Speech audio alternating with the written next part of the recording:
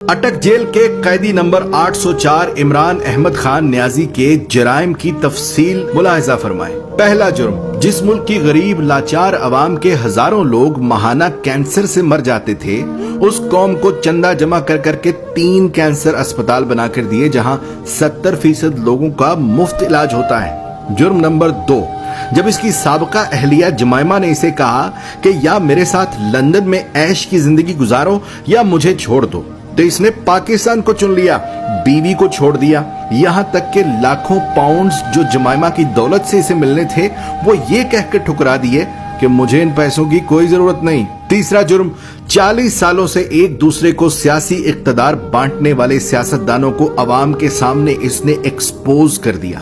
بچے کو سمجھ آ گئی کہ یہ لوگ عوام کو بے وقوف بنا کر باریاں لیتے رہے اور ملک کو تباہ و برباد کر دیا، اور جب اسے بار بار کہا گیا کہ تم بھی آؤ اسی نظام کا حصہ بن جاؤ، آؤ تیسری باری لیتے رہو، تو اس نے کھل کر انکار کر دیا کہ اس ملک و قوم کو لوٹنے والوں کے ساتھ اتحاد نہیں کروں گا۔ چوتھا جرم، اس نے اپنے اقتدار کے دوران مسلم دنیا کو اکٹھا کرنے کی جسارت کی، حرمت رسول صلی اللہ علیہ وآلہ وسلم کا مقدمہ عالمی برادری کے سامنے رکھ دیا اور دنیا کو مجبور کر دیا کہ وہ ہمارے نبی پاک صلی اللہ علیہ وآلہ وسلم کی شان میں گستاخی کرنے والوں کو پاگل قرار دیں، اور اس کی تو قرارداد بھی پاس کروا لی۔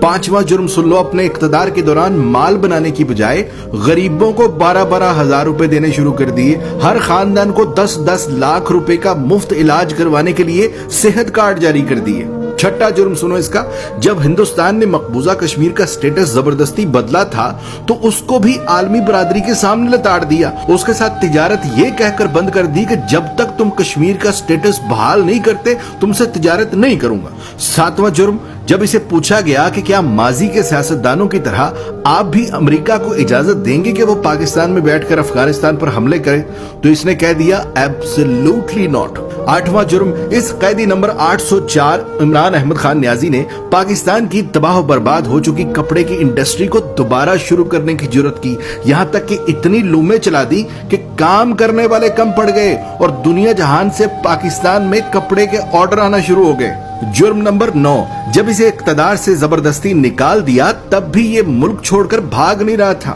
حالانکہ بار بار کہا گیا کہ چلے جاؤ یہاں سے ورنہ انجام برا ہوگا، مگر اس نے کہا کہ کوئی اپنا گھر بھی چھوڑ کر کہیں جاتا ہے اور پاکستان کو ہی اپنا جینا مرنا سمجھ لیا۔ 10واں جرم، جب اسے کہا گیا کہ باقی سیاستدانوں کی طرح تم بھی مغرب کو زمینی خدا مان لو، جان چھڑا لو اور ان کے آگے سر جھکا لو، تو اس نے نہ صرف خود انکار کر دیا بلکہ اپنی قوم کو بھی یہی سکھانے لگا کہ جھکنا صرف رب کے آگے ہے، کسی انسان کے آگے نہیں جھکنا۔ جرم نمبر 11، جہاں نئے سینما گھروں کی ضرورت تھی وہاں اس نے رحمت للعالمین اکیڈمی بنا دی، جہاں اسکولوں میں ڈانس ٹیچر، میوزک ٹیچر بھرتی کرنے تھے وہاں اس نے اسکولوں میں یکساں نصاب اور قرآن و حدیث کی کتابیں لازمی قرار دے دی۔ 12واں جرم سنو، اس نے غریب اور امیر کے لیے ایک جیسا انصاف مانگنا شروع کر دیا، کہنے لگا غریب کا بھی اتنا ہی حق ہے جتنا امیر کا ہے۔ جرم نمبر 13، PIA کا جو امریکہ میں روز ویلٹ ہوٹل ہم نے اب گروی رکھا ہے یہ اسے 2 سال پہلے آزاد کروا کے قومی اثاثوں میں شمار کر رہا تھا۔ 14واں جرم سنو، یہ اوورسیز پاکستانیوں سے لاڈ کرتا تھا، انہیں ایک باپ کی طرح سہولیات دینا شروع کر دی تھی۔ بیرون ملک وفات پانے والے اوورسیز پاکستانیوں کا جسد خاکی پاکستان لانے سے لے کر تدفین تک کا سارا خرچ بیت المال سے دینے لگا۔ بیرون ملک جیلوں میں قید پاکستانیوں کو آزاد کرا کر پاکستان لا رہا تھا، اور یہاں تک کہ اوورسیز پاکستانیوں کو ووٹ ڈالنے کا حق دینے لگا تھا۔ جرم نمبر 15، اس نے اپنے ہر اس ساتھی کو چھوڑ دیا جس نے کرپشن کی، جہانگیر ترین جیسے دوست کو بھی کرپشن کا مال بنانے پر خود سے الگ کر دیا اور تا حیات سیاست سے نااہل کروا دیا۔ قیدی نمبر 804 عمران احمد خان نیازی کے جرائم کی تفصیل بہت لمبی ہے، لہذا بقیہ جرائم سننے کے لیے دوسری ویڈیو ملاحظہ فرمائیں۔